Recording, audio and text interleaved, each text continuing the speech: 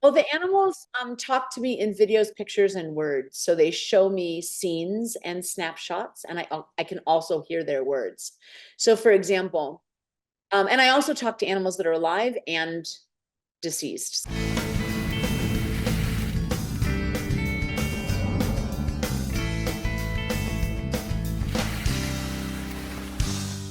Hi, Ellie. Hi, And this is Rena, and thank you for being on the show. thank you for having me. Yeah. Yeah. Um, can you tell us a little bit about cow hug therapy? Absolutely. So basically, cow hug therapy is the best thing in the world, and everyone needs it and must have it. um, Cow hug therapy was created 25 years ago when I rescued my very first cow named Buddha. And in the evening one day, after a very stressful and long day, she wrapped her neck around me and held me. And it was so life changing. She kind of washed away the stress. She made me stronger for the next day. It was like the best mom hug ever. And I came to depend on those nightly cow hugs. And after a few weeks, realized I can't hug these all to myself. These cow hugs need to help other hurting humans out there. And so I opened the phone book and started calling domestic violence shelters, homeless shelters, drug and alcohol rehab centers, probation camps, foster agencies, and saying like, hey, bring your clients, bring your residents, bring your people. And they did. And they started benefiting from those cow hugs. And it was extraordinary to watch. And so now 25 years later, we're still doing it. We partner with agencies the same way as we did 25 years ago. But after the pandemic, we realized that it's not just people in agencies or help centers that need these hugs, it's all of us. And so we rolled out individual cow hug therapy sessions for anyone. It could be someone that's struggling with depression, anxiety, grief, trauma, loss, PTSD, end of life bucket lists.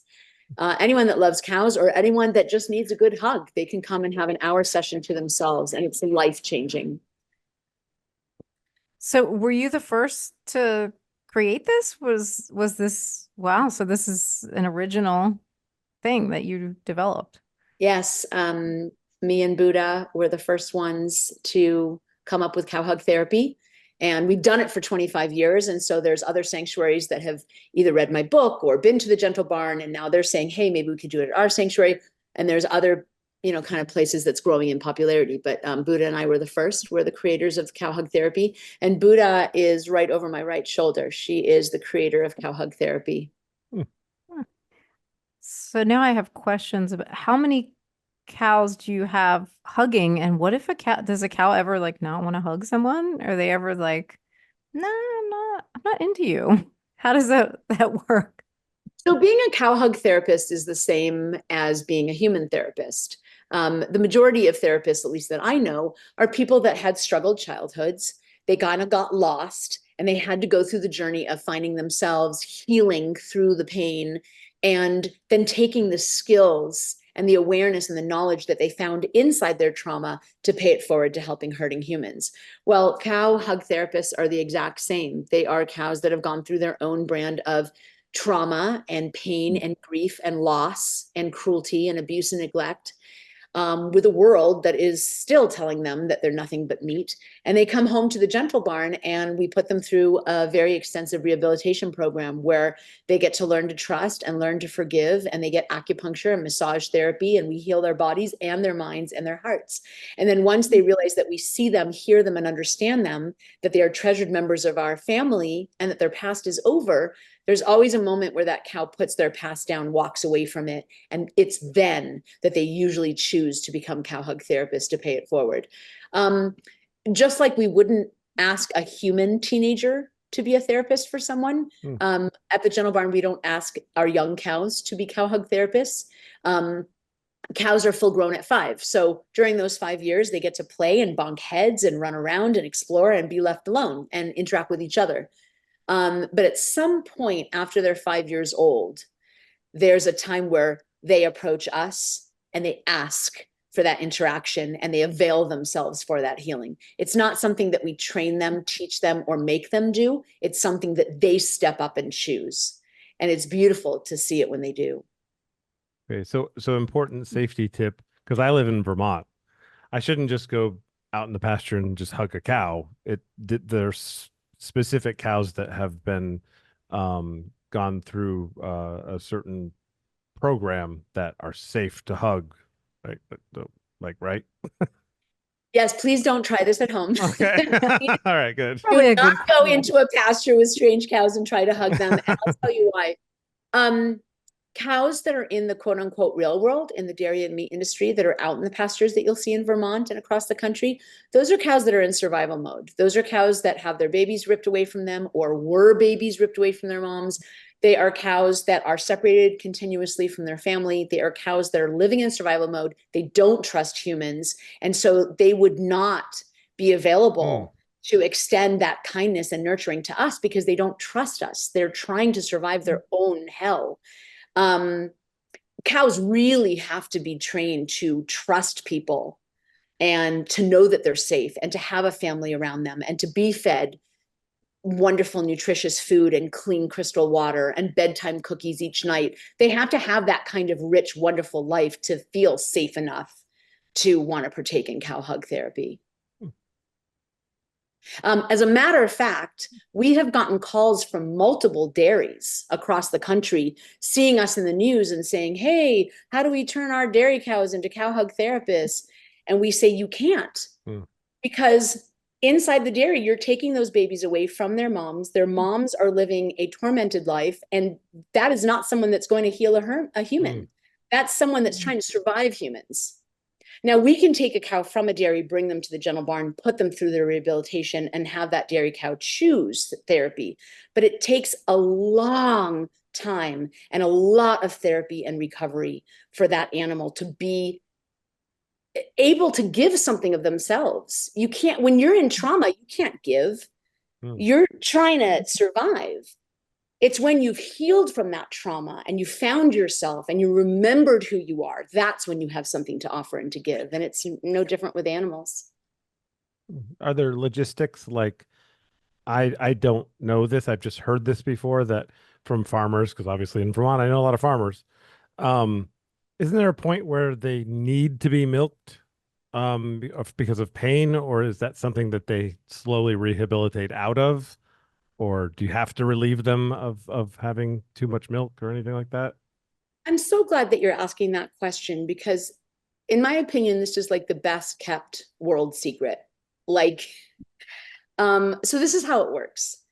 Cows are mammals, just like we are, just like dogs, cats, hamsters, rabbits, right? We're all mammals. What we all have in common is that we have babies in our uterus. We give birth to live babies, and then we have milk for them. So cows are no different than me. I have 3 kids. When they were little, I had breast milk for them. I nursed them until they weaned themselves. And I don't have milk now because my kids are older. It's the same thing with cows. Cows only have milk when they have a baby. So in order to get the breast milk that people drink from the cows in the dairy, they impregnate them. But if the baby's around to drink the milk, then they won't have milk to sell to make money. So they impregnate thousands of cows. Then when the baby's born, they take the baby away immediately and kill them for veal. And then the milk is stolen for people to drink. And so the farmers, there's 2 misnomers out in the dairy industry world. One is that cows make horrible mothers, which couldn't be farther from the truth. And I've seen extraordinary stories of the way that they mother. And actually, I filled my book with it. Cow hug therapy is filled with these wonderful stories of how cows are such extraordinary healers and mothers. And the other misnomer is that they have to be milked, and that's not true. They produce milk for their baby. Once the baby is removed, the body wants to dry up and not produce milk. And they actually give them hormones to keep the milk production without a baby.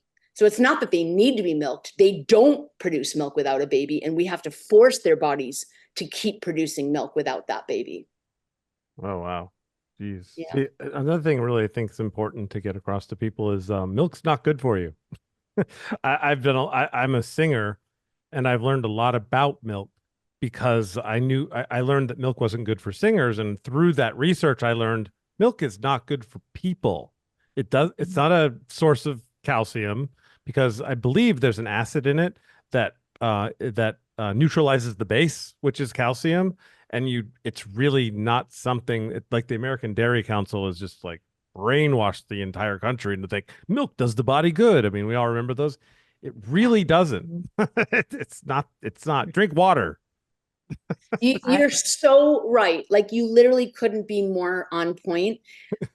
Cow's milk is good for a baby cow. Yeah. Human breast milk is what's right for us humans. And what's interesting is um, babies that get to nurse from their human mothers wean at some point. My daughter weaned at 2, my son weaned at 4. But at some point, babies nurse from their breast milk and they move on to solid food. We're the only species on the planet that is still breastfeeding off of another species into adulthood. It makes no sense. And like you said, it leaches calcium from the bones and creates osteoporosis. Our calcium comes from almonds and broccoli and lentils and dark leafy greens. That's where calcium comes from. Yeah, I agree completely. Yeah, it's a fight. Right? Whenever I say that to someone, that they're just like, it's like I told them, it's like I killed a puppy in front of them or something. They're just like, what? Not milk's not good for you? What are you, crazy? And I'm like, no, I just did some research on it. I'm just telling you what I found. Like, Well, I mean, change- many people are lactose intolerant. Yeah, Like yeah. many people just can't. I mean, I learned a long time ago that milk was not for me because my body was like, no, this is not for you. Like you do not like I this. had to choose to not drink milk because I love it. It's probably my favorite drink in the world, but I don't drink it because of singing and health and too many into carbs and stuff. I'm like, it's just a bad thing. There's a great pea milk that I'm into now called Ripple. I like And almond then milk. Yeah. like, but the almond milk with the water and it takes a lot of water to make the almond Oh, milk. oh, it does. Yeah, is from what I've heard. So I'm God, like, oh, I we don't want sound to so like. woke right now, don't we? But you know how like you learn one thing and then well at least I do. I learn one thing and then I'm like now I'm worried about this thing. Like now I'm worried about the water and the almonds and like so Yeah. now I feel like I have to like change my behavior. Yeah. But you want to know something? The water that is needed to grow the almond trees and the almonds is absolutely not even scratching the surface compared to the amount of water is used in the dairies. Mm. In the dairies, there's so much pus and blood and filth and poop and pee and disgustingness on that dairy floor that they have to hose it out every single day, several times a day. And so well, there's 2 problems with the dairy. Number 1, they're using water to clean it, which is so wasteful. And number 2, all of that waste goes into the groundwater and poisons the water for everybody else. So they say that for each person that stops buying animal products, right, and goes vegan and doesn't drink milk, they save 1,100 gallons of water a day because it takes so much water to produce Wow. these animal products. Where if we're just growing almonds or oat milk or pea milk or coconut milk, I mean, there's so many brands now, that's nothing compared to the dairy industry. And I think the dairy industry is going down. There's dairies closing down across the country. And I think that they're desperately hanging on to their profits and they want to start propaganda like, oh, but soybeans are really bad for you. That causes cancer. Oh, there's too much water used for almonds. But that's propaganda that's actually spread by the dairy and meat industry that's not true. There's nothing wrong with soybeans. Soybeans actually inhibit cancer and block estrogen. They're really good for our body. And the water needed to grow fruits and vegetables is totally normal and would not deplete our water source. It's animal agriculture that is robbing us of the water that we need to thrive and survive. I think I'm trying to remember where I read it, but it wasn't necessarily growing the almonds. It's the process to like make the milk. I have to find it. Like, but that wasn't the case with other plant-based milks. It was like just specifically almonds. But I was like, uh-oh. If I say uh-oh, I've probably read enough sources like on it that like because I do research and writing for a living. So I'm like, oh, I don't remember exactly, but something gave me pause. And but yeah, but the dairy industry, of course, way worse with the pollution and Yeah, I think they're like one of the top polluters, like causing the climate It is issues everything also. that's wrong with this planet is pointed back to the meat and dairy industry. I'm going to check out that pea milk though. That sounds great. And peas are very high in protein. Oh, Hmm. okay. Yeah, that was actually one of my questions. Um, I have a taste for meat. I feel like I just can't not have it. However, I have it very rarely because my doctor said stop it or limit it. But how could somebody that just feels like it fills them with energy, like supplement that somehow so that it actually works? Because I have tried and I always feel weak for a very long time. How does that do you I assume you would know because I assume you're at least you're vegan probably. Is that right? Yeah. Yeah. So I would love to know that if you have any advice. So I don't know if you've tried this already, but Beyond Meat Burger is a wonderful alternative because Yeah. they literally and this is so impressive. I'm so impressed by them. Beyond Meat is just such a great company. They looked at meat in a very scientific way, and they looked at the molecular cellular makeup of meat, and they recreated it in a plant form. So it has more iron than regular meat. It has just as much protein as regular meat, and it tastes meaty and delicious, and Really? it will give you that same feeling of satisfaction, like you've had Oh something my really good God. for I your can body to buy it give you on that. Instacart. You've never, Absolutely. I'm surprised you've never tried it, Jason. No, I'm gonna try it though with 100% certainty. I'm gonna try it. Also mushroom, like, because I live in LA, so I'm like very into fancy vegan food, but like not processed. I like when people do really innovative things with plants and like mushrooms. Like there's this one restaurant that is around the corner. They make like it's like a fried chicken kind of thing, but it's with oyster mushrooms. And Yummy. it's so well done. Like the Hmm. way that they've got the texture, it's just kind of incredible what people can do with plants. And then there's like plant sushi. So I'm into that. Like, I don't know how widely, Jason, you can get it. Like in other places, it maybe hasn't hit, some of these things haven't hit everywhere yet, Apparently, I but can get I've it been, online though and order it. So yeah, I'm not yeah, sure.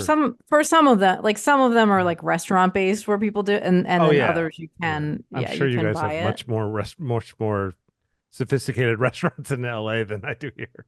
I don't We're know. spoiled. We are definitely spoiled, but Yeah. it's spreading across the country. I mean, it's becoming mainstream. It's super exciting. Hmm.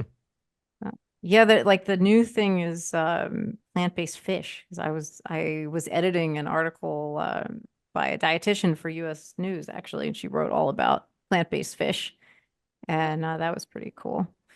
Wow. No, it just keeps getting better and better and better. And here's the thing that really, like, I think about this a lot. If you look at the biggest, fastest, and strongest animals on this planet, they are all vegan. Elephants, giraffes, racehorses, giant cows, gorillas, they're all vegan, getting every nutrient from plants. And what we're doing is so the animal is getting the iron, calcium, and protein from plants, and then we're getting it from the animal. But we can skip the middleman and just get our own iron, calcium, and protein from plants, just like these huge athlete animals that are on this planet. I mean, literally, the biggest, fastest, and strongest animals on this planet, they're all vegan. So if they can get their protein, iron, and calcium from plants, we can too. What about like big cats though? I mean, like why did why haven't they evolved to, eat something more like you would say more efficient, like plants? You know what I mean? Like, I mean, that's a big question. Why haven't they evolved? But like, like they're pretty fast and pretty big and pretty powerful, and they eat meat. I'm like, yeah. I'm going to give you a very spiritual and very out there woo woo answer. Okay. I am from LA after all. Okay, here's my belief. This is going to sound really out there, but I'm going to say it anyway. I believe that everything that we are, we can see around us. So some of us are vegan, and so there's vegan animals that are kind of being the reflection of us. Mhm. And then there are also meat eaters. And so the reflection of meat eating is going to be in the animal kingdom as well. I almost feel like it's a reflection of who we are.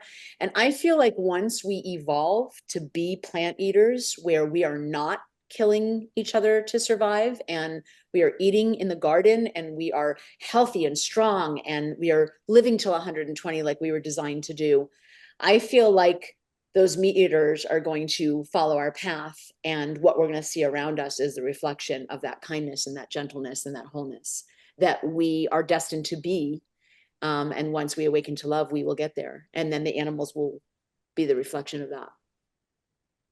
Like almost teams, like if every human started eating vegetables and being vegan, tigers would just naturally start to do the same thing, almost like it's like a mystical connection, like meat eaters have a mystical connection, and that's I really do believe that that's true. I feel like once we've all awakened to love and we're all eating plants and we're thriving, I think that our animal brothers and sisters are going to follow that example. huh. I'm just trying to process it. Don't mind me. Um, interesting. Well, I just my natural being is to go, and why do you believe that? But there's no why, so so I won't. Um, I'm There's have you ever heard of the 100th monkey theory? I don't think so. no. You could look it up, and I'm paraphrasing this Mhm. to say it as best as I possibly can. But the 100th monkey theory is based on a study that was done, and I can't even tell you what island it was, but there was an island where these monkeys were eating mangoes, and the mangoes would drop on the shore, and they would get covered in sand, and they would, try to figure out how to eat these kind of sandy, dirty mangoes. And then one baby monkey took the mango, brought it to the edge of the stream or lake or whatever, washed it off, and then ate it. Hmm. And so then other monkeys started seeing this, and other monkeys started doing this. Hmm.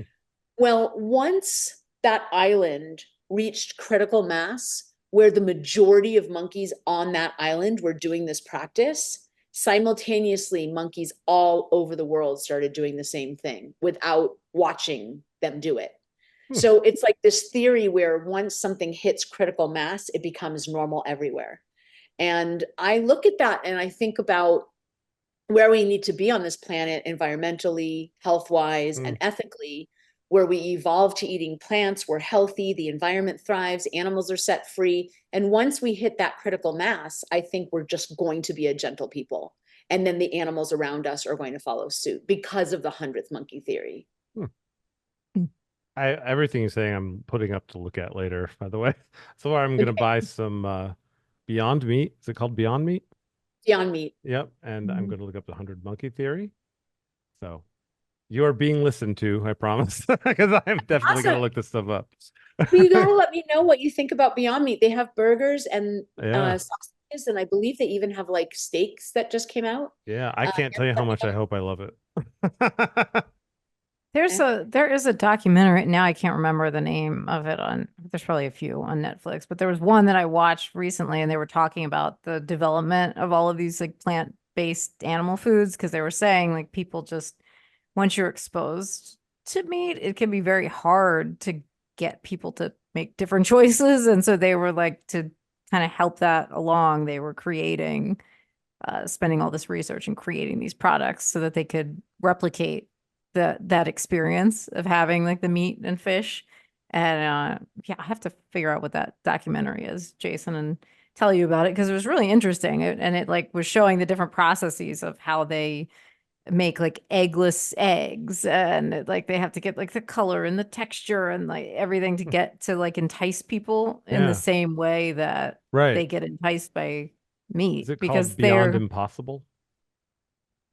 there's Beyond, I think there's two different brands. There's probably Mm. more than two, but there's No, the Impossible. documentary is called. Oh, the documentary. Is it? It, Maybe. yeah, Might be. it's one that pops up first, so maybe. But yeah, please give me that link Yeah. when you can.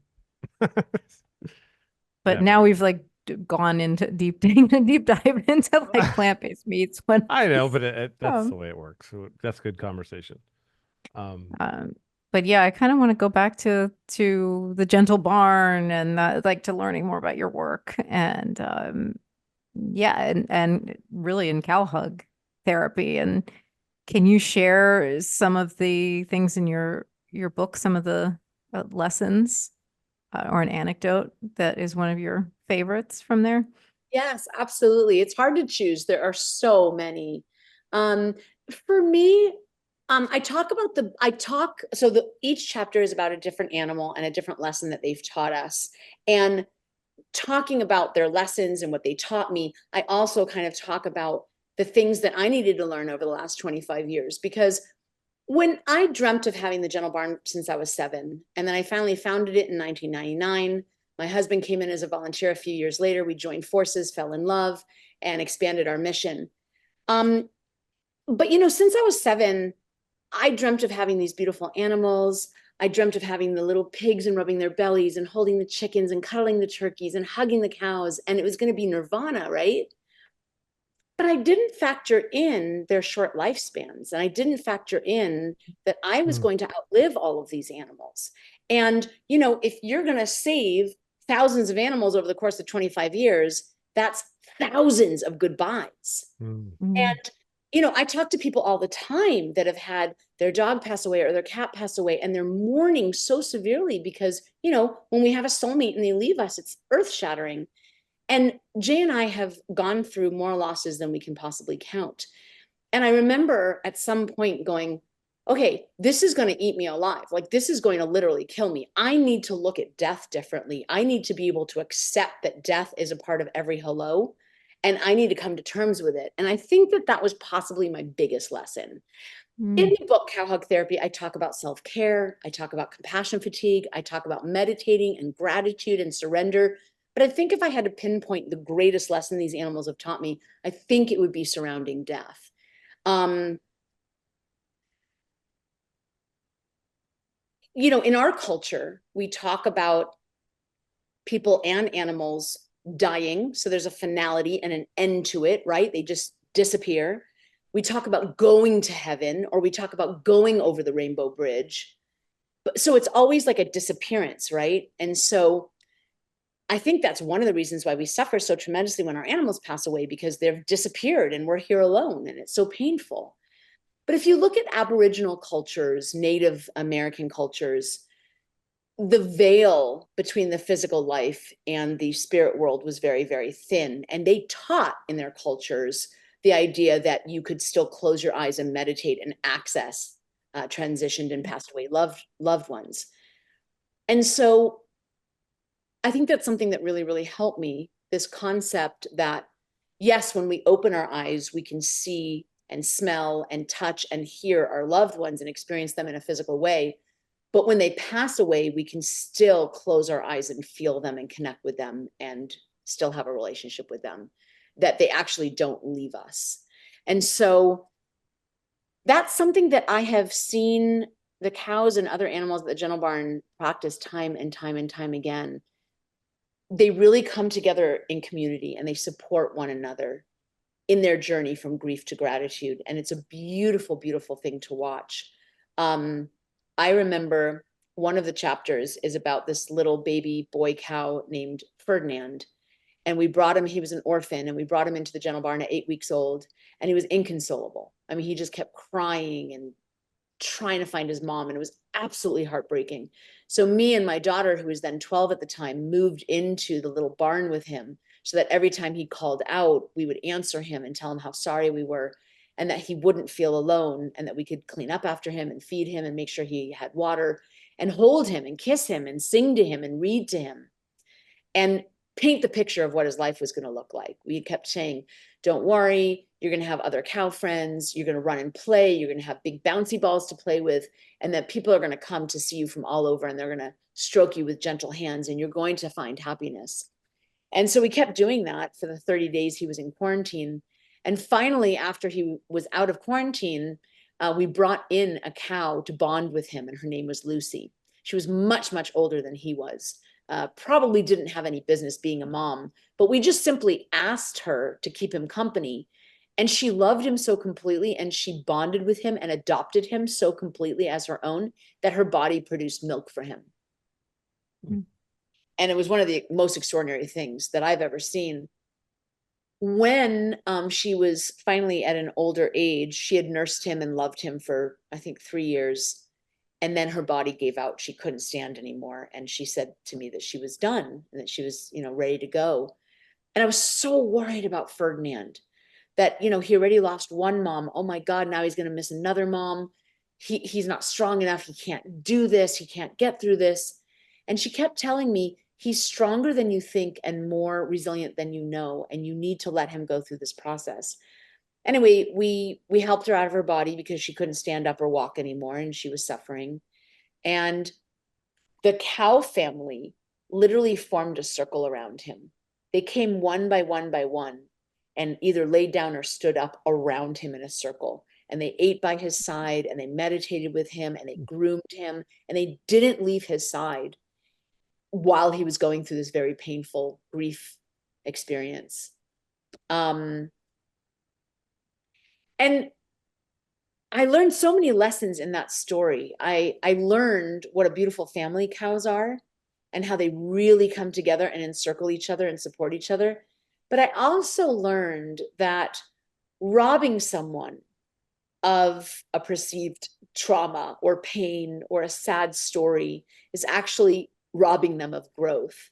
Because what happened to Ferdinand in the end is, yeah, he lost his second mom and it was devastating, but he was able to get that love and support from his beautiful family to know that he wasn't alone. And then once he went through that grief process, we actually transported him to our healing center where we had a lot more cows and a lot more room for him to run around and explore. And he bonded with cows his own age for the first time. And they played with him and he ran and galloped and explored with them. And it was beautiful. And there were so many beautiful, strong matriarchs in that band of cows that they became his other moms. And they made sure that he had good manners and that he was respectful and that he had what he needed. And he became part of this really big, beautiful tribe.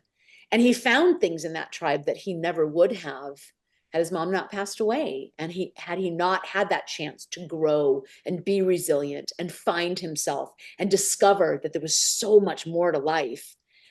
And he's still with that band of cows today. And he's really, really happy. He had to grow up.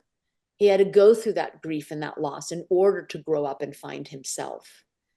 And to become part of this beautiful family that he is part of. And I really realized, like, we as humans, animals, all of us on this planet, we don't learn through joy, bliss, and luxury. I wish we did, but we don't. We learn through loss. We learn through growth and pain and struggle. And that's where our greatest lessons and our greatest strengths lie. And so here I was trying to prevent Ferdinand from this experience, but it's the experience that raised him. And that's where his strength came from. That's where his courage came from. That's where all of these other experiences came from. So just one of the many stories of how if we can be trained to see death differently and perceive it and experience it differently, then we can have a different relationship with it. And it allowed me to keep going and do my work. I watched something where you told a story about a cow where you went out and the cow had like feet sticking out and you were like, oh my God, and you went and got your husband and your family and then you brought them out and you talked about a circle then too. Is that like a common thing that you've experienced? So I didn't know it then. I thought like, wow, they have a circle when someone's born. That's so extraordinary. But then I saw that same circle when someone was passing away. So what we're talking about for the listeners is there was a cow who we had rescued, and she came in from a cruelty case and she kept crying, and we realized that she was crying for a baby. So my husband, Jay Weiner, who's the co-founder of the Gentle Barn, he went back for that baby and we were able to reunite them. And that's when we thought, oh, they're going to live happily ever after. And that's where their story ends, right? They're going to be fine. Well, 8 months later, my staff at the end of a long day came to me and said, I think you should keep an eye on Karma. And I said, why? And they said, well, her udders are swollen. And I said, oh, do you think she has a breast infection? And they said, no, I think that she's about to give birth again. And I was like, what? Sure enough, that night when I did bedtime checks, there was Karma at the fence waiting for me. And she turned around and there was a foot sticking out of her. So I woke my kids and my husband up, and we all went down to the pasture to experience this birth. And when we got there, all 20 cows that we had at the time were in a complete circle around her. And they watched as she labored and contracted and had her baby and cleaned him off and dried him up. And he finally figured out how to stand and walk and nurse. And this whole thing took 2 or 3 hours, and not one of us moved until the baby had finally drunk his fill and laid down to sleep off his birth, at which time that beautiful circle completely broke simultaneously, and the cows lined up in front of that baby to take turns welcoming him into the world. It was so beautiful. And I thought that that was an isolated event, like maybe, oh, that's their birth ritual. But then many years later, we had a cow that was passing away. And we had many more cows at that time. At that point, we had like, I don't know, 45, 50 cows. The cows came over to where she was and formed that very same circle. And when the circle was formed and everyone was in their place, the matriarch stepped forward, rested her head on the back of this cow that was passing away, said her goodbyes and paid her respects. And then she stepped back into the circle and allowed the person or the cow to her right do it. And every single solitary cow took a turn paying homage to this beautiful cow that was passing away. It was the most beautiful thing I've ever been able to witness and be part of. And that's how they walked her home. And then I saw the same circle when Ferdinand's mom passed away, and they formed that circle around him to support him in his grief. Cows are everything that we should be. They are matriarchal, led by the wisest and oldest female who's connected to her intuition and to her instincts. She knows who she is, and she gives of herself to everyone and practices self-care at the same time. She's vegan and harms no one. They're 100% inclusive, and their instincts are not to reject, but to include. They face their challenges head on and problem solve around it. They are mindful of the environment and leave a pasture better off when they leave than when they found it. They are extraordinary animals. And the reason I wrote Cow Hug Therapy is because I need the world to see who these animals truly are and learn from them, because they have so much to teach us. Is that something that other people like?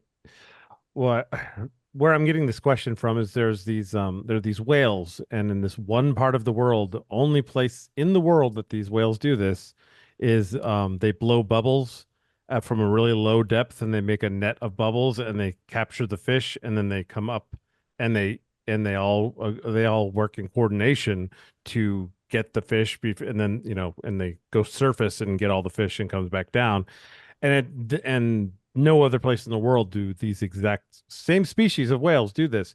Is this something that only happens where you are, or like could I go to a farm and say I'd like to spend a week here and wait for a birth so I could see the cow circle? You know what I mean? Like, or like, how does that work? Because that'd be something to see for sure. Well, I don't think it only happens here. As a matter of fact, we have 3 locations. The Gentle Barn is located in Los Angeles, California, Nashville, Tennessee, and St. Louis, Missouri. And in all 3 locations, whether they're male or female, regardless of their age, all of these cows meditate, and all of these cows form these circles when these events happen. So I think it's just inherent to who cows are when allowed to live in safety. So again, like, cows in a feedlot, cows in a dairy where their babies are being taken away, and they're hooked up to machines, cows in the meat industry where their babies are rounded up at 6 months old and taken away from them, and they scream for months. Like, you're not going to see these natural ways of living because they're not allowed to live natural lives. The most important thing to a cow is their family. They're a beautiful, beautiful tribe. And in the real world, that tribe doesn't exist. They are torn away from each other every single day. And so they're living an artificial world in the hands of cruel humans. In the Gentle Barn, they don't have to, we don't take their babies away. We don't take them away from their loved ones. They are allowed to form families and stay together. And so now they're living a natural life that they would if they weren't in Okay. the hands of, right? And so they're allowed to just live the way that they're supposed to. Makes sense. Yeah. Jayson, I've followed like a couple other like Instagram accounts of people that have cows. They're not dairy cows. They like just live there. And I've seen like snippets of like what she's talking about, like the birthing and them doing certain things. So yeah, I definitely have seen that Yeah, from because other. I guess they're just elephants, like content creators with farms that are not dairy right. farms. I mean, it makes sense. Elephants have habits like that as well. I mean, they do. They go to the same graveyard. They visit their dead. So I mean, I don't doubt it. I was just wondering how common it was. I mean, that's Well, and awesome. also I've always said this. I've always said that elephants, cows, and whales are so incredibly similar. Oh, yeah. They're so similar. They honor their dead, they celebrate their birth, they're matriarchal. They operate as a real inclusive family. It's beautiful. They're beautiful. Yeah. Now, a lot of this conversation, you have used words like they spoke to me, they communicated. Can you explain to a person that is a skeptic on things like that exactly what you mean, just so I can understand what you mean? Because my brain keeps going, she means figuratively, or she means she reads their body language, and I'm not sure if you're going to say you speak to each other. So I just want to make sure that's clear to me, so I know, and I won't bother you anymore after that. I just want to know. No, that is so funny that you asked, because as I was telling this story and I said out loud, so she told me, I thought to myself, uh-oh, now I've really stepped in it. Okay. Okay, so let me explain. Okay.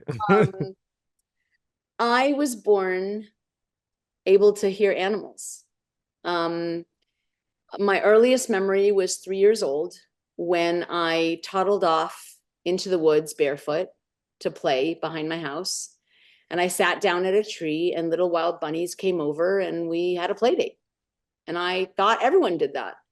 My next memory was when I was 6 years old and I was playing in my room and I heard a voice in my ear saying, asking for help.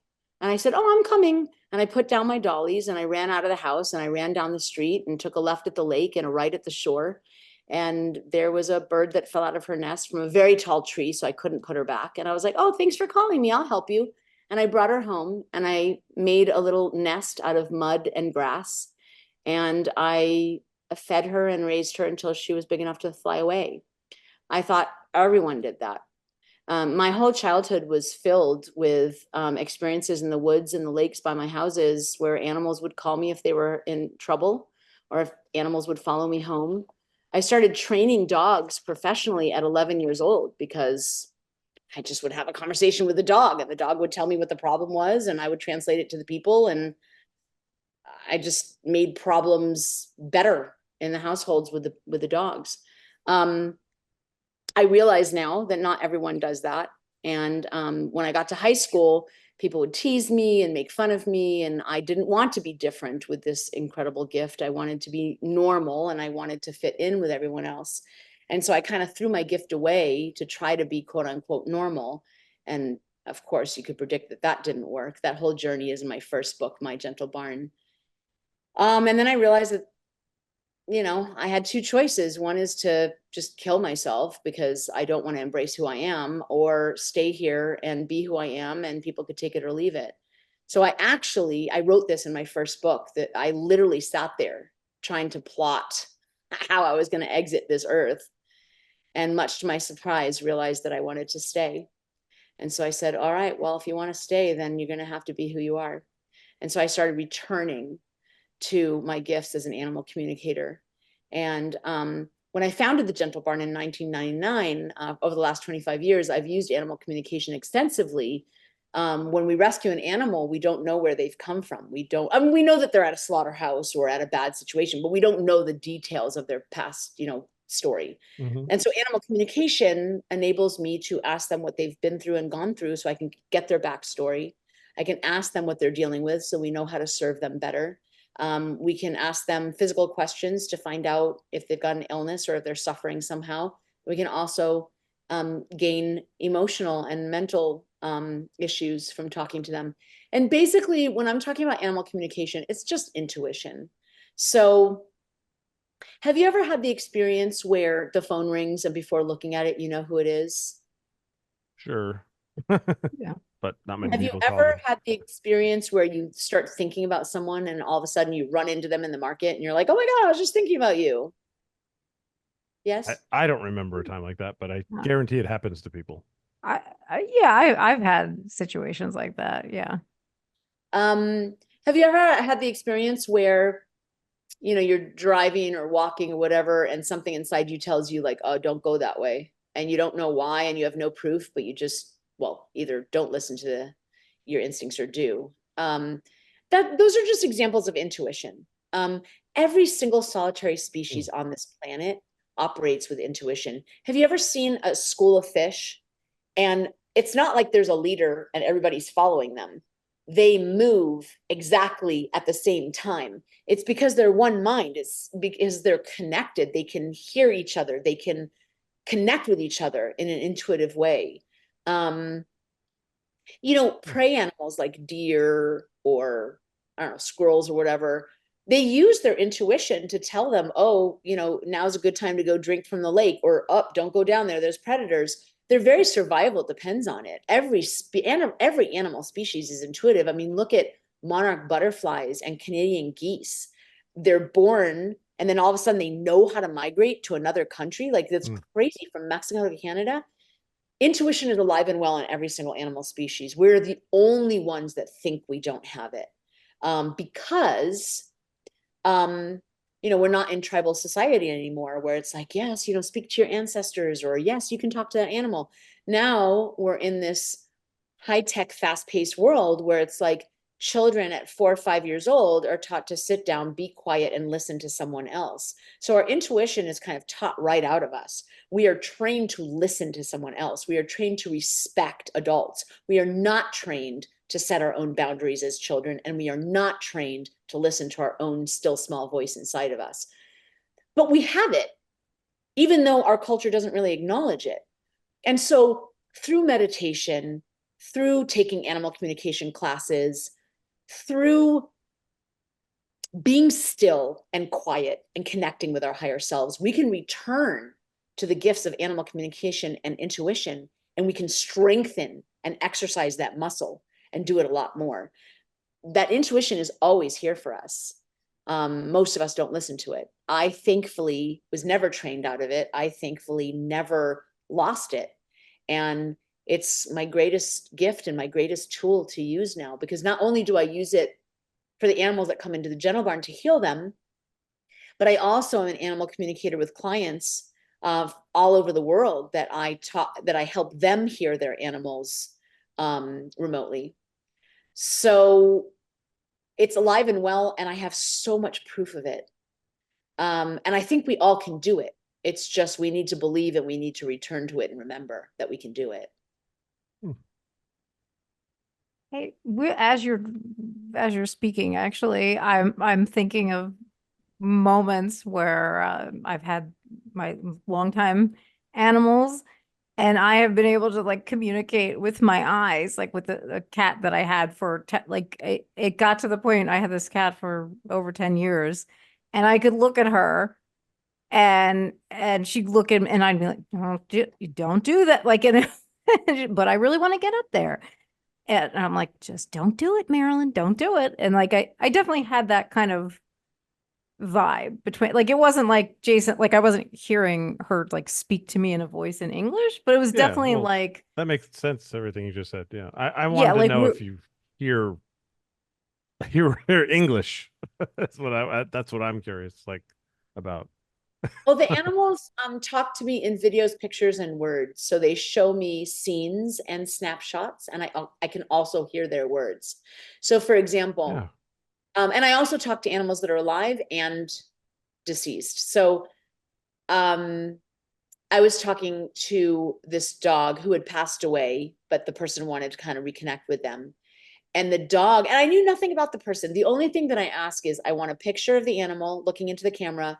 I need to know their name, their gender, their age, how long the people have had them, and who the animal lives with in the household. That's all I know. And I was talking to this dog. She was relaying memories and, telling me about her favorite things. We were having a nice chat. And then all of a sudden she started showing me the picture of a pill bottle over and over and over again, this picture of a pill bottle over and over and over again. And I could hear her voice saying, don't do it, don't do it. Tell her, don't do it, don't do it, don't do it. And so when I was done with the conversation and called the person, I told her what the dog had showed me. And the woman burst into tears and said, yeah, I've been wanting to commit suicide, and I actually have the pills. And the dog was like, well, you can't do that. It's not your time. You have to stay. And that dog and that reading saved that woman's life. She didn't kill herself.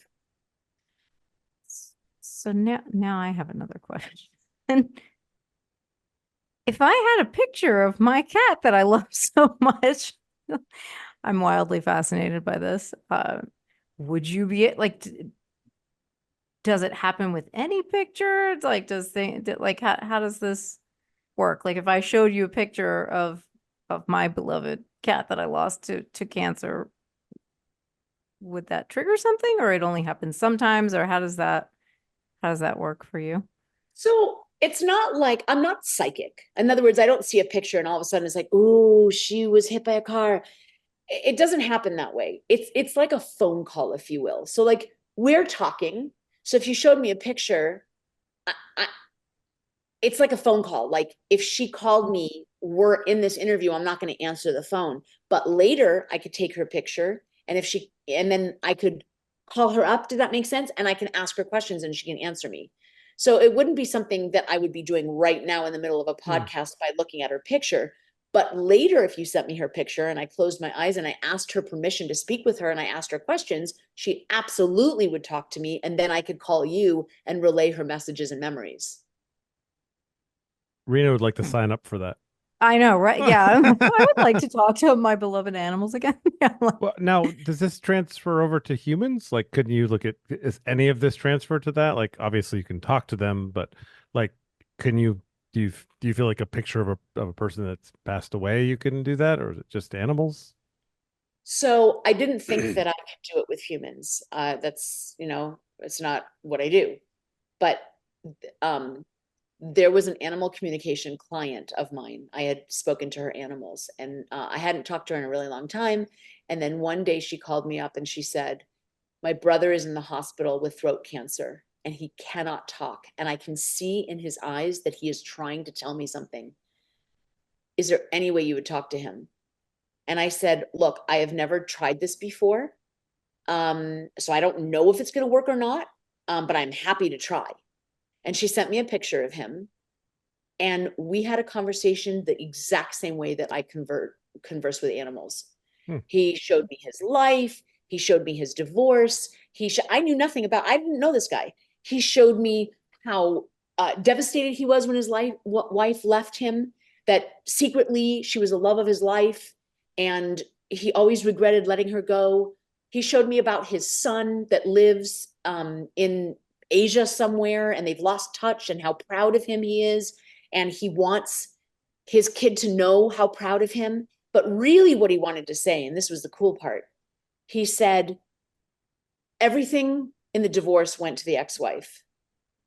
And I need to know that something is going directly to my son. I've hidden money away in my house, and I need you to find it and give it to my son so my ex-wife doesn't get it.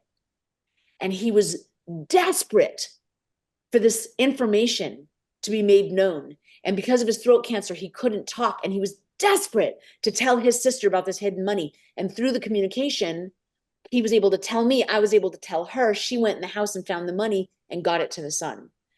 And it was like crazy. And I've had 2 other experiences where I've talked to humans. But I guess intuition works in any direction when we set that intention. Has anyone ever offered to like do a documentary on you and your ability? Because I would like to. Like Let's do it. I'm not kidding. I would leave everything in the world if I could be convinced that this is what's going on. I feel like it would be the greatest discovery on the planet Earth of all time. Like nothing else comes close. Like aliens, like nothing. I would very much want to do that. And the reason is because I think that if all of us could find our own intuition and our own still small voice and realize that we all can do this, oh my God, the connection to each other, the connection to all animal species, our responsibility to preserve this planet and stop doing what we're doing to animals, like it would skyrocket. So I am totally in for that. So like kind of like each other, if we could all read each other's like intentions and their thoughts and stuff, it would change things quite a bit, I guess. Yeah, it would. Well, it would really drive the fact home that we really truly are all the same. I will tell you early on, when I set up my animal communication business officially and formally for other people around the world, I would get invitations to like talk to an elephant, talk to a tiger, talk to a bear, talk to a snake. And I was like, oh my God, this is so cool. I'm going to talk to a white tiger today. I can't believe this is happening. Or I'm talking to a bear or an elephant. But once I closed my eyes and introduced myself to that animal and got past the way they looked and into the conversation is the same, whether I'm talking to you or my dog or a cat or an elephant or a bear.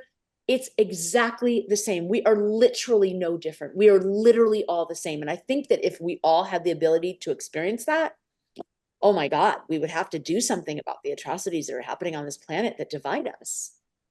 So I do, and Jayson, you probably will want to ask this too, but I have to ask how do you respond to skeptics? Because you mentioned that it's a business, it's a communication space, and I feel like anybody who's watching this would want us to ask that, right? Like to say like, well, how do people know this is a business, that you're not just kind of doing a sleight of hand or kind of telling people what they want to hear? How do you address those criticisms? Yeah, and for someone that's detached from their own intuition, of course, they would be wildly skeptical. As a matter of fact, this is going to sound crazy because I am an animal communicator. I use it for the last 25 years at the Gentle Barn. I've used it my whole life as a child, and there is still a little voice in my head going, "You're making this shit up. Like, how is this real?" Because that's the society we live in. We don't live in a society that embraces this. We live in a society that calls it crazy. So there's a voice in my head that says this is crazy. But I have had too many experiences that were validated to know that this is real. I told you about the woman with the pill bottle. There was another cat that I talked to. I knew nothing about the cat other than, all the information that I just told you. Didn't know the person, right? Complete stranger. This cat literally showed me that she was murdered, and she showed me how. She showed me a boot crushing her spine, and she said I was murdered. And then she went on and on and on about how she wants the woman to forgive him, that there's secrets to the universe that she'll never understand. There was a contract going on that she'll never understand, but she has to forgive him and she needs to find peace because her whole life was ruined after this happened. And she went on and on for 6 pages. I called the woman after the reading with the cat, told her all of this, thought she was going to laugh me off the phone, hang up on me, and demand her money back. And she validated every single solitary piece of it. She said, yeah. I went on a trip, left the cat with my boyfriend. My boyfriend murdered our cat by stepping on him with his big boot. And it has ruined my life. She said, I used to volunteer at a rescue organization, and I used to work at a vet clinic, and I used to foster and rescue animals. And because of this experience and the guilt that I'm putting on myself of why didn't I see this coming? How didn't I know? How could I leave my beloved cat with this boyfriend? She said, I'm completely crippled. I quit my job. I stopped volunteering. I stopped rescuing animals. I'm in my house and I don't know how to breathe.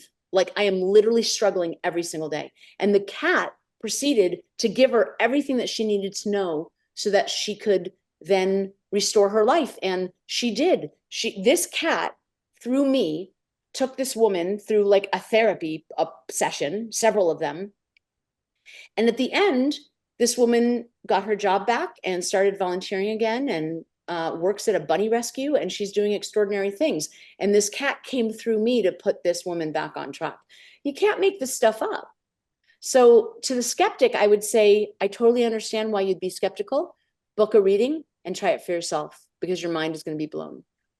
And don't do it in order to trick me, or, try it to really try it, and let your animals come through, because our animals are always trying to come through to us. And when you let them, it's beautiful, it's magical, and it's restorative. Do animals have different levels of intelligence, or would you, if you're like speaking with, like you said, intuition, they show you pictures and video, like to a hamster or an elephant, would one seem like, a professor, and one be like, like not really be able to communicate very well, or are they all like on an equal plane? Like, I promise I won't harp anymore. It fascinates me, the logistics. No, it's okay. And I'm open to answer like any question that you might have. Please. Yeah, don't think that you're bothering me. I love these questions and I love this discussion. No, there is no difference between the species. And that's where I'm saying, like, if we could all do this and actually hear these animals, and we would realize that we are all the same. Talking to a hamster is exactly the same as talking to an elephant, which is exactly the same as talking to you. It's now, while there are no differences or levels of intelligence between the species, obviously with individuals, there's a lot of differences, right? And I'm sure that you've met human beings where some conversations are really kind of struggled, and the person is revealing very little. So you have to ask a million questions to kind of get them to open up. Then there's other people that you meet that won't stop talking and it's just too much. And then there's other people, and maybe that's me, I don't know, in this interview. I hope I'm not talking too much. And then you meet people that it's just the right level, right? Where they're warm and open and the conversation is flowing back and forth and you can talk for hours. Those personality traits are inherent in every animal and every human. So there's animals that I talk to where it's like, wow, I had to work really, really hard to get that animal to open up. And then other animals where it's like, oh my God, I don't want the communication to end. I want to go like hang out with them and talk to them for hours. They're individuals just like we are. Cool. I mean, yeah, I could spend a month with you with cameras, and I would love to do that. But I would also like to make that documentary. Let's do it. I'm ready. Have you ever done a documentary before? Let's do it. I've filmed movies before, but not necessarily a documentary. That sounds really fun. Yeah, I mean, I'm sorry, but that would be really great. Just travel out there in California, right? Yeah.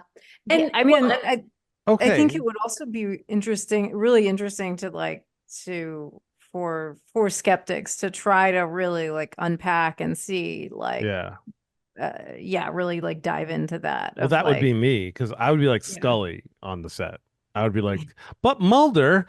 I mean, that's who I am, but I don't ever mean it like in a hateful way. I just really want to know things, and actually just reminded me, my son is nonverbal autistic. That would be an interesting person to talk to in that way. Totally talk to him. I could totally talk to him. Yeah. 100%.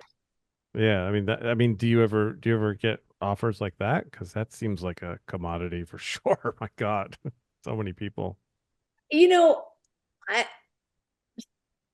Maybe it's just because I have more experience talking to animals than people that I am less inclined to talk about it. But yeah, I mean, the guy with throat cancer, he was nonverbal. Talking to a nonverbal child would be the same thing. That would be Now, awesome. how would somebody go ahead? No, go ahead. It's okay. How would someone sign up for that? Like, what's the process? Do you go to your website? Is there what's the process? Yeah, so you would email me through my website. My website is ellielaks.com, but my email is info@ellielaks.com. Email me and let's set up a session. How cool would that be? I would do it just for the experience. Yeah, I mean, that sounds like great to me. Just I would do it with the experience as well. I mean, I'm always open to any kind of situation. I've gone to haunted houses with people before to because I'm again super skeptical. I don't actually believe in anything supernatural. I just keep waiting for something to change my mind. So I'm always looking. And that talking to Luke would be totally something that would interest me and hope that it would be true. You know what I mean? Like I really, if I were open to something, that would be it. Well, I will gift you a session because I would just want to do it for the experience. That sounds really cool. Yeah, So if I'll we email do you. That's that, fantastic. that would be Recorded for the documentary, because if we end, Well, the phone call thing though, we can't. Maybe I don't know. Maybe I mean we'll figure that out if we can do that or not. But because she said, you can't do it while you're doing something else, kind of a thing. But maybe. I want to tell you guys a story that is really crazy, but it will like kind of show you the validity to this stuff. A very, very good friend of mine, his sister had a heart attack and was in the hospital after open heart surgery, and she wasn't waking up. And he had lost his mom just, not too long ago prior.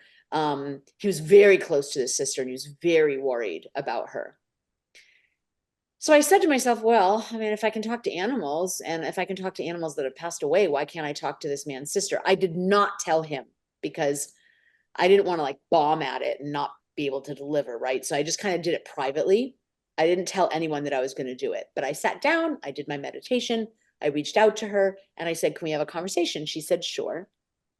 And I said, my friend is really, really worried about you. And I want to know, like, what do you think is going to happen? Are you going to make it? Or are you going to pass away? And she said, I don't know. And that's why I have not woken up. I'm not sure yet. Hmm. And I said, well, what are you what are you weighing in your mind? And she said, well, on one hand, oh my God, being here on the other side with my mom is delicious. And it's really nice here, frankly. I'd love to stay. On the other hand, I know my brother's going to miss me and maybe, I should stay a little longer. So I said, well, I have to say, your brother really is going to be very, very upset if you do leave. And, is there anything I can do to convince you? And she said, no, just I need some time. And I said, well, would it be okay if I check back in with you tomorrow? She said, sure. So I was very, very close to her brother, but I had only met her once and it was years ago. I'm still not telling him that I'm doing this, but the next day I checked back in with her. And I said, have you made any decisions? And she said, no, I'm really just having a hard time. And I said, look, I have something to extend to you. I said, your whole family has gross diabetes. They're dying of cancer, dying of heart disease. Everybody's like, eating very unhealthily. And your brother is the only one in your family trying to save your family. He, for years, he's been telling you guys like how to eat more healthy and how to get rid of the weight, the weight and how to cure the diabetes. And none of you will listen to him. And he's very frustrated because, his mom just, your mom just passed away and he could have saved her. What if, just a thought, what if you were to make it, come back to your body, and then work with your brother to save your whole family from all these diseases you're suffering from? And she said, wow, it's a really interesting idea. She said, yeah, maybe I'll think about it. And I said, look, I haven't told your brother that I'm talking to you because I didn't know if this was like real or not. I said, but like, is there any messages that you want to give your brother or any, I don't know, memories or anything that you want to pass along? And she said, yeah. She said, show him this scene. Now, I did not know about this at all, but she said, show him this scene. And she showed me a scene. It was like visual of him and her as little kids. And they were hiding under the table because their parents were trying to force them to eat like the Brussels sprouts or the broccoli or something. And they didn't want to eat it. So they were hiding under the table. And the parents were like screaming. They were so mad. They were like, you get out here this instant. We're going to whoop you. Like they were so mad. And they were under the table and they were giggling uncontrollably. Like they couldn't stop giggling. You know, when you get the giggles and you can't stop. So she showed me this whole scene and she said, tell him that and tell him that I love him and that no matter whether I stay on this side or go on the other, I'm always going to be with him. So I said, okay. And all the while, my brain is going, Ellie, Jesus, what are you doing? Like, you are crazy. So I called my friend and I told him all of this. And he started crying. He goes, oh my God, yes. Oh my God, that's one of my favorite memories. I remember that day. We were so little and we were hiding under the table because we didn't want to eat the greens and we couldn't stop laughing. And our parents were so mad, but we couldn't stop laughing. He's like, I remember that. And he said, thank you for checking in with her. Please continue to check in with her. So the next day, I want to say I called her up again, but whatever, I meditated and talked to her again. And I asked her if she made a decision. And she said, you know what? Your idea was really good. And I think that I'm going to do that. I'm going to come back to my body and I'm going to work with my brother to make our family healthy. And I was like, oh my God, this is great. An hour later, I didn't call my friend because he wasn't reachable. He was at the hospital. I couldn't reach him. But an hour later, he stepped out of the hospital and called me and said, my sister is back. She just woke up out of a coma and we're so overjoyed. And I was like, oh, that's so great. I'm so happy for you. And then he said, when she woke up, she sat up and she kept saying, I need Ellie. I need Ellie. I need to talk to Ellie. I need to talk to Ellie. I need to talk to Ellie. Now, again, I had met her once years ago. She did not know who I was. And she woke up out of a coma saying my name. And so my friend said, you got to get down here. And I was like, this is crazy. She doesn't even know me. And he was like, she's calling your name. She needs to talk to you. I said, fine, I'm coming. I went to the hospital and she sat up in bed and put her arms out. And she said, you saved my life. Thank you so much for convincing me to stay. What? What? Like, Wow. okay, yeah, I'm having this nice conversation. Oh, it's great. Okay, great. She's back out of a coma. Okay, great. But she remembered the conversation that she had with me in a coma and she asked to speak with me. That's crazy. There's more to this, people. I'm telling you, there's more to this than we understand. Well, I wanted to ask first, Rena, is there anything that you wanted to cover? Because it's after 7, well, Eastern. Yes. Yeah. Well, I think, yeah, because we're coming to the end, and this is been very interesting. I don't think I've ever actually had a live conversation with somebody that can do these sorts of things. So this has been very interesting. But I want to also make sure that you have talked about everything you wanted to about the Gentle Barn and like what's done there, what types of animals or anything that you wanted to share Links about. and also stuff Yeah, like links and anything that you wanted And I'll to, put it like, in the how can people description. visit? Yeah. Thank you. Yeah, well, I mean, for anyone that doesn't know, the Gentle Barn is a 25-year-old national organization located in Los Angeles, California, Nashville, Tennessee, and St. Louis, Missouri. We rescue severely abused and neglected animals who have nowhere else to go and who are unadoptable because of their physical and emotional circumstances. We take them through a very extensive rehabilitation program to heal them mind, body, and soul. And once they're healed, if we can find them a home and family of their own, we do. And if not, because they need ongoing care for the rest of their lives, then we give them sanctuary with us. And if and when they're ready, we partner with them to heal people with the same stories of trauma and connect people to the love and magic of animals. We're open to the public on Sundays, so people can come hug cows, cuddle turkeys, give pigs tummy rubs, and connect with these animals in deep ways. And during the week, we host school field trips, private tours, cow hug therapy sessions, and other healing modalities for hurting humans. People can fall in love with our animals and their stories on social media. People can follow the Gentle Barn on all social media platforms, including YouTube. And if anyone is curious about animal communication, they can find me at ellielaks.com. And they can find anything Gentle Barn related at gentlebarn.org. Book a cow hug therapy session, come visit, follow us on social media, or donate to enable us to save more animals and tell more stories. My new book is called Cow Hug Therapy, and it's available on Amazon, in Barnes & Noble, anywhere books are sold. It's also available on audio, so people can listen to it. And people can get a signed copy at gentlebarn.org. Cool. Well, I do have one more question, and It's something that we ask everybody. It has nothing to do with the subject we've been talking about. It's hypothetical. And it's always interesting to hear the answer. um, so it's a hypothetical. Picture yourself where you are right now. And through the door, someone comes in and they look exactly like you and they're wearing the same thing that you are, except they seem a little more disheveled. They seem like something might have happened to them, maybe bruise or something. Just kind of hectic. And she comes up to you and she says, "Come with me right now. I'm from the future." What do you do?